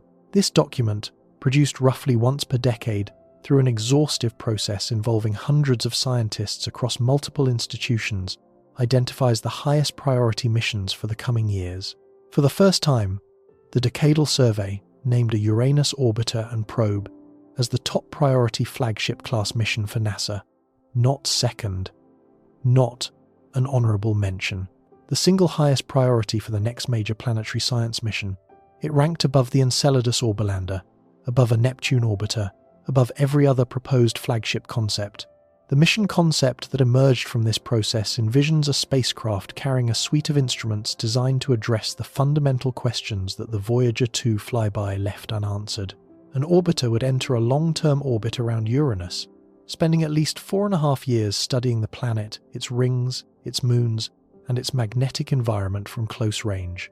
An atmospheric probe would separate from the orbiter and descend into the Uranian atmosphere, directly sampling the chemical composition, temperature structure, and wind profiles as it plunged through the cloud layers. Together, the orbiter and probe would provide the kind of comprehensive, sustained investigation that Voyager 2's 5.5-hour flyby could never deliver. The science objectives are specific and concrete. The orbiter would measure the gravitational field of Uranus with enough precision to constrain the planet's internal density profile, revealing whether the interior is smoothly mixed or sharply layered, and determining the ratio of rock to ice that has remained one of the most fundamental unknowns. It would map the magnetic field globally and over time, capturing the full three-dimensional geometry of the dynamo region and observing how the magnetosphere responds to changing solar wind conditions across multiple planetary rotations. It would conduct repeated flybys of the major moons, imaging their surfaces at resolutions far beyond anything Voyager 2 achieved, searching for evidence of geological activity, subsurface oceans, and cryovolcanic features. It would study the ring system in detail, measuring particle sizes, compositions, and dynamics. And it would monitor the atmosphere over years, tracking weather patterns, cloud formation, and the redistribution of heat across the planet as it moves through its long seasonal cycle. The atmospheric probe would address questions that cannot be answered from orbit, and its scientific importance is difficult to overstate. No probe has ever descended into the atmosphere of any ice giant. The only giant planet atmosphere directly sampled by a spacecraft is Jupiter, where the Galileo probe plunged into the cloud layers in 1995 and transmitted data for approximately 57 minutes before the crushing pressure destroyed it. That single descent transformed our understanding of Jupiter's composition. It revealed that several heavy elements were enriched relative to solar abundances by factors that formation models had not predicted, forcing a wholesale reassessment of how Jupiter accreted its atmosphere. If one probe descent into one gas giant could overturn existing models that dramatically, the first probe descent into an ice giant could be equally revelatory. The probe would measure the abundances of key elements, particularly the ratio of heavier elements like carbon, nitrogen, sulfur, and oxygen to hydrogen. These ratios are diagnostic. They carry fingerprints of the conditions in the protoplanetary disk where the planet accreted, and they differ between gas giants and ice giants in ways that current models predict but cannot verify without direct measurement. Carbon enrichment, for example, is expected to be significantly higher at Uranus than at Jupiter, because ice giant formation models predict that Uranus accumulated a greater fraction of its mass from solid, carbon-rich planetesimals rather than directly from the hydrogen and helium gas of the nebula. Measuring the actual enrichment would test these predictions directly. Noble gases would be among the most scientifically valuable targets. Elements like argon, krypton, and xenon do not participate in chemical reactions. They do not condense into ices at the temperatures found in most of the protoplanetary disk. They can only be incorporated into a forming planet if the temperatures where the planet accreted were cold enough to trap them in ice crystals or clathrate structures. Measuring the abundances of noble gases at Uranus would therefore reveal the temperature of the region of the disk where the planet gathered its building blocks. If noble gases are present in high concentrations, it would mean Uranus formed in an extremely cold environment, possibly farther from the Sun than its current orbit, and migrated inward over time. If they are depleted, it would suggest the planet formed in a warmer region, and the ice-dominated models need revision. These are questions that no telescope can answer, because noble gases produce no detectable spectral signatures in remote observations.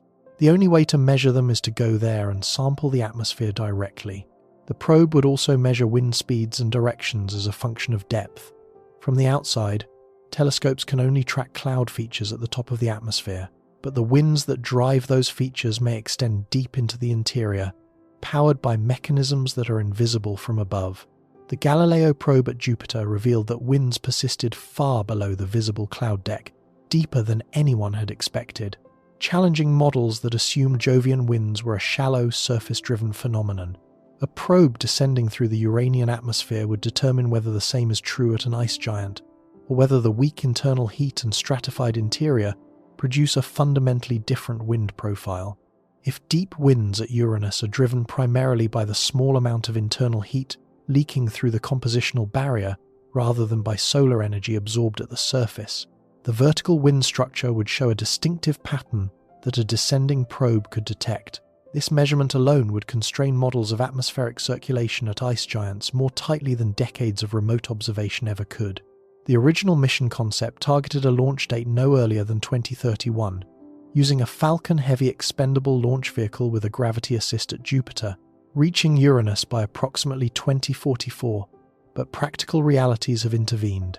The production of plutonium-238, the isotope used in the radioisotope thermoelectric generators that power deep space missions beyond the reach of useful solar energy, has been a persistent bottleneck.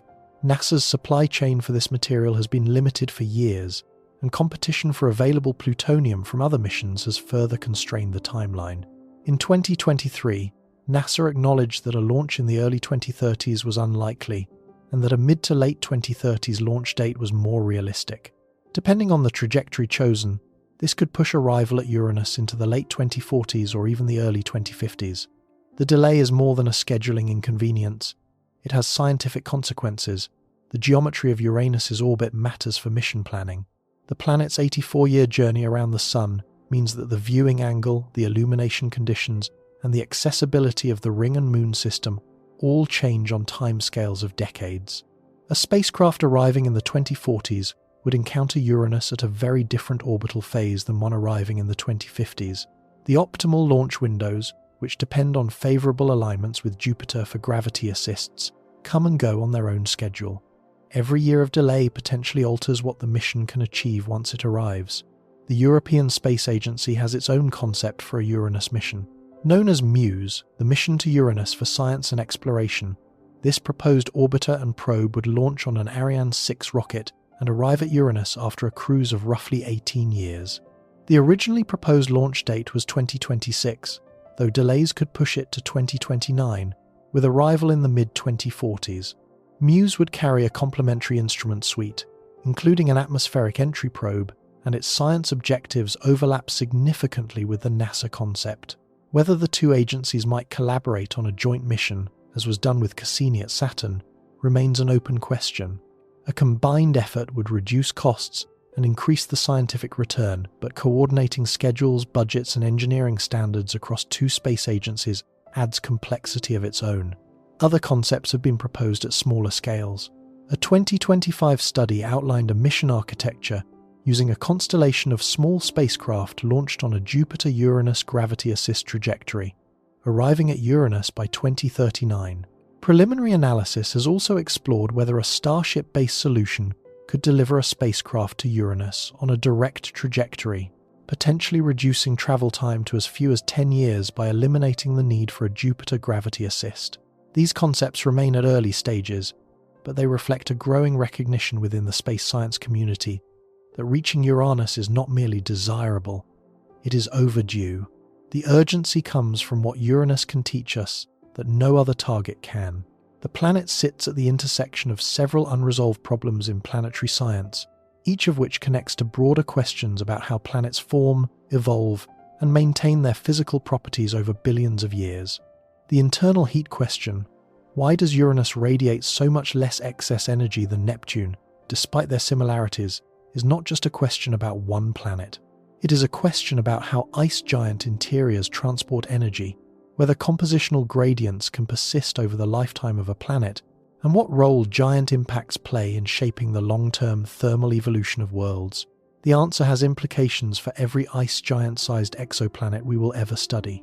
If compositional stratification is common in planets of this size, it would affect predictions about their magnetic fields, atmospheric circulation, and thermal emission profiles, all properties that next-generation telescopes will try to measure for exoplanets in the coming decades. The magnetic field question reaches equally far.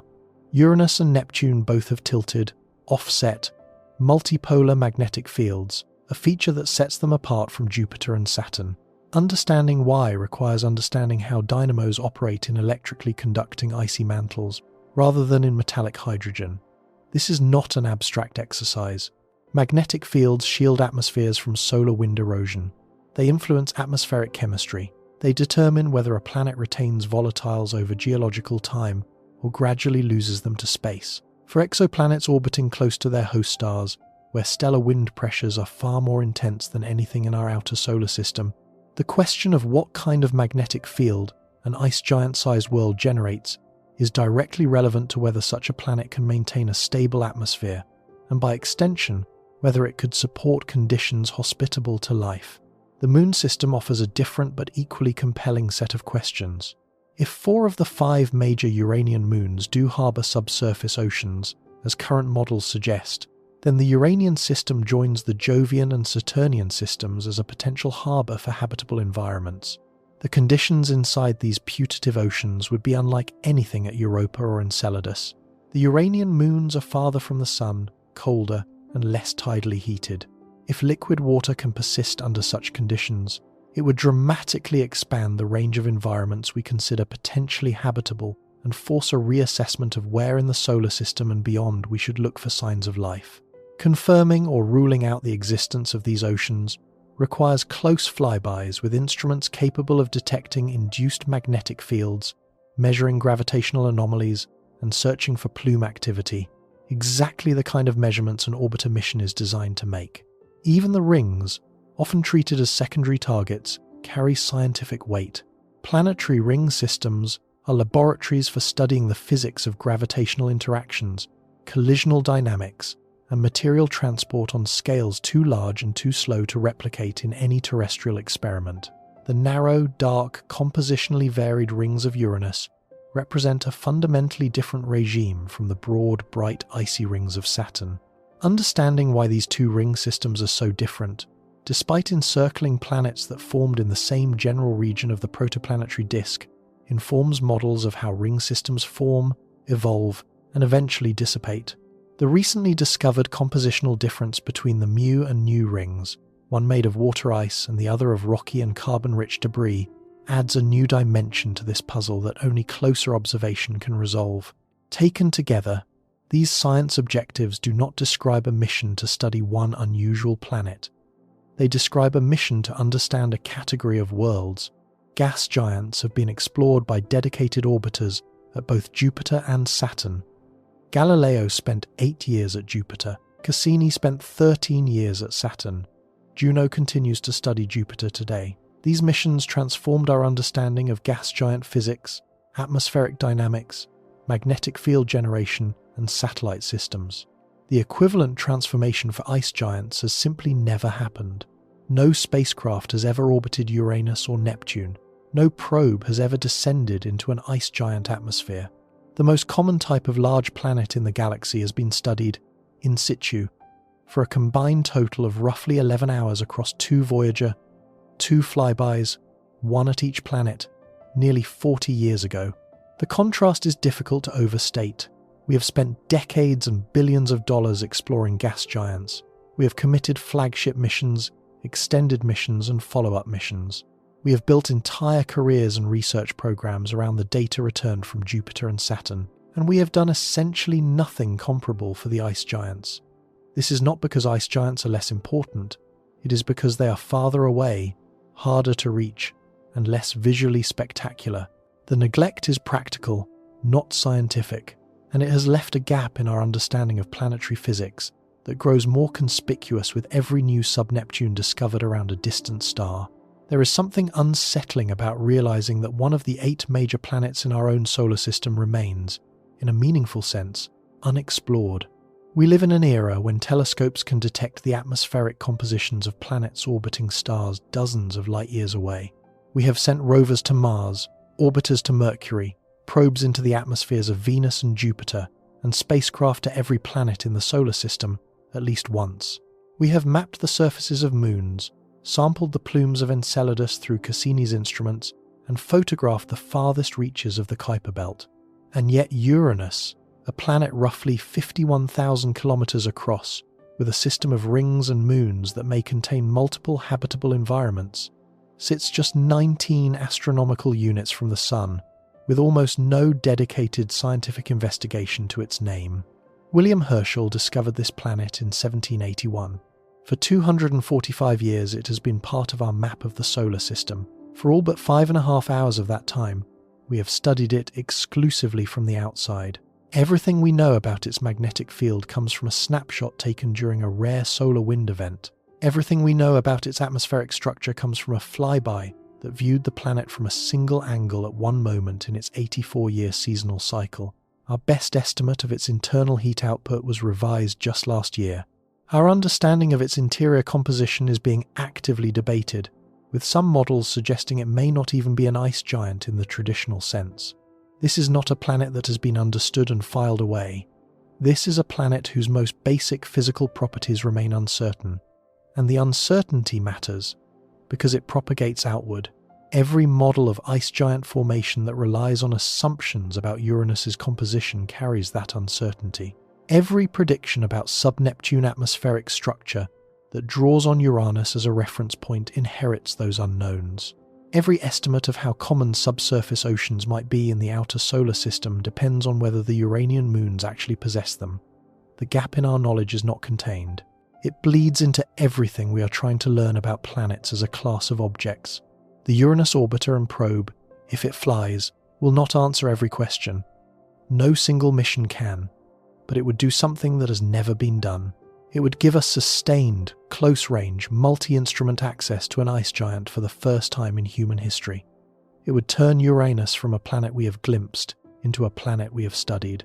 It would provide the ground truth that exoplanet scientists desperately need, and it would do so at a world whose strangeness is not a liability but an asset, because every anomaly is a window into physics that normal planets cannot reveal. The deepest lesson of Uranus may be the one we are least comfortable with. We tend to assume that the things closest to us are the things we understand best. The Sun is right there. The Moon is right there. Mars is a neighbour. The planets of our solar system are the most familiar objects in the cosmos, the ones we learned about as children, the ones we can point to in the night sky. The assumption is that familiarity equals knowledge, that proximity equals understanding. Uranus demolishes that assumption. Here is a planet that has been visible in our skies for millennia, that was formally identified nearly 2.5 centuries ago, that orbits our own star in our own planetary system, and we do not know what it is made of. We do not know how its magnetic field is generated. We do not know whether its moons contain oceans. We do not know what its magnetosphere normally looks like. We do not know why it radiates so little heat, or whether its interior is stratified or mixed, or what its atmosphere is truly composed of at depth. We do not know these things not because they are unknowable. We do not know them because we have never gone to find out. The instruments exist. The engineering is mature. The trajectory calculations have been done. The scientific questions have been sharpened by 40 years of analysis, modelling and debate. The only thing missing is the decision to go. And until that decision is made, one of the major planets in our own solar system will continue to orbit in a kind of scientific twilight, half known and half forgotten, not because it is boring, not because it is too far away, not because its name invites a joke, but because it is strange in ways that matter, strange in ways that could reshape how we understand an entire class of worlds, and we have simply not yet chosen to look closely enough. The pale blue sphere rolls on through the outer darkness, tilted on its side, holding its heat close, spinning its broken magnetic field through the solar wind. Its moons may hide oceans. Its rings are made of different things for reasons no one can explain. Its atmosphere distributes energy through mechanisms no model has fully captured. It is the seventh planet from the Sun, and it is one of the least understood large objects in the known universe. The unsettling truth about Uranus is not that it is strange because it is distant. It is that one of the major planets in our own solar system may still be hiding the physics of an entire planetary class. The answers are there, 19 astronomical units away, waiting in the cold. And the only question left is whether we will go and collect them, or whether we will let another generation pass, studying the most common type of planet in the galaxy from the outside, while the closest example drifts on, unexplored, through its long and silent orbit around our Sun.